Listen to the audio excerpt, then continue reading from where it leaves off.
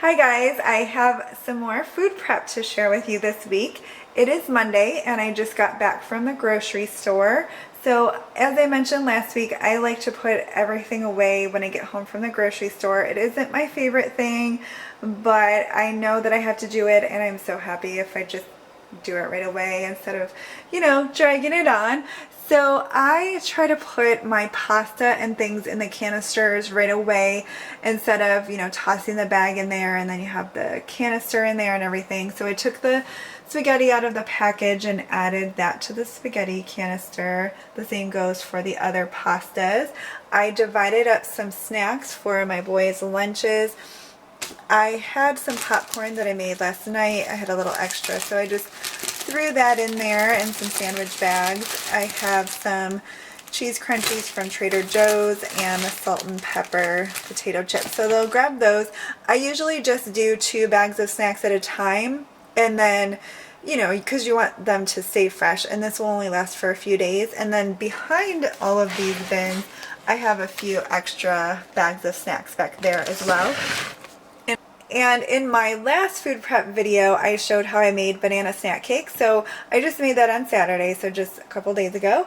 And we still have some. So I actually just left that in my Pyrex dish because my guys like to eat it on a plate with a fork when they get home. So I didn't divide that up. Sometimes I do. Then over here, I have all of this fruit to wash. Some of it is in my refrigerator. So I have the bags of green beans and how Trader Joe's packages all of that stuff in bags. I just wash that when I make it instead of, taking it all out of the package. The same goes with the spinach and carrots, and all of that are in the refrigerator, and I just need to wash this.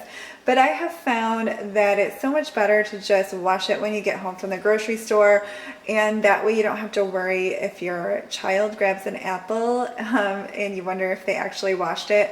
It's all done. And I have also found that leaving fresh fruit on the counter really helps, because then they see it and then they're eating it instead of just grabbing chips all the time. They still grab the chips, but at least they still see this and eat this along with the chips. I also wanted to share a couple things that I do to keep some of my produce lasting a little bit longer.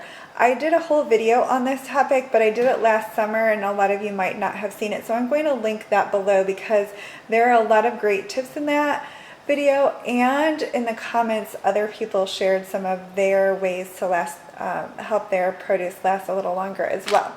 So for my onions, when I get home from the grocery store, I put them in a larger Ziploc bag and I put a cloth napkin in there. And I do reuse this bag because, all that's in there is onions. But the cloth napkin will help absorb some of the moisture from the onions, and I feel like they last a lot longer. I also like to keep them in the refrigerator. I feel like that really helps them to last longer as well. And then I do the same thing for my baby spinach, or if you buy baby lettuce. I put a cloth napkin in the container. I did get this container a few days ago. I wait to put the cloth napkin in until after I open it, and that again is going to absorb the moisture, and I feel like it gives you at least 3 extra days. You can also put a cloth napkin in with a heart of romaine, or if you have a head of lettuce or something, and that will really help. I do this with fresh herbs as well. If I keep them in the refrigerator, it just absorbs some of the moisture. I wanted to share this really quick and easy food prep with you. I just rinsed 2 pounds of pinto beans, and I wanted to share this because cooking your own beans rather than buying them in the can is an excellent way to save money. I save so much when I just buy my own dry beans. This bag of beans, I got it at Aldi, and I think it was probably under $2, and it's 2 whole pounds. So if you think about how much a can of beans is, you get a lot more this way, and it's so easy to just cook your own beans. So I usually rinse mine and then soak them overnight in a couple inches of water. Okay, my pinto beans have soaked overnight, and I am just going to rinse them and drain the water that they were soaking in. Okay, I rinsed and drained my beans, added them to my slow cooker, and then I covered them with water. Kind of hard to tell on camera, but there is water in there. And I am going to cook them on low for at least 8 hours. It's still pretty early, so they're going to cook for a while, and they are delicious. I have found, and I have been advised not to add salt before they are done cooking because it takes longer. You can also add some onion or garlic or whatever you want. John grew up eating pinto beans and cornbread. His family is from the South, and we love that too. So they just made them just the plain pinto beans, and they make a really good broth, and that's it. So that's what we're used to. I just add a little salt and pepper.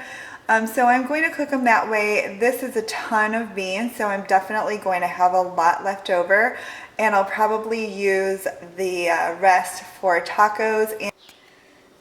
Okay, here are the pinto beans that we're going to have for dinner. It's a southern thing. Let me know if you guys grew up eating pinto beans and cornbread. John did, and he loves them, and I really like them too. And they're so easy and so cheap. So we're having these for dinner. I'm going to make cornbread and a salad. I'm just going to add salt and pepper. That's all he likes. That's good with me. You can do onions and garlic and all of that stuff for other seasonings, but that's what he grew up eating, so I'm fine with that. Super easy, super cheap. These are the ones that I pulled out for later this week. I'm going to do some kind of tacos or quesadillas or something with pinto beans. So I have quite a bit. This made a ton because I had 2 pounds. What you can do if you aren't going to use all of these within a week, you can easily freeze them. I use 1 quart Ziploc bags, and you'll want to drain them first. I just make sure there's no air in the bag and then label them and pop them in the freezer. You can thaw them out in the refrigerator.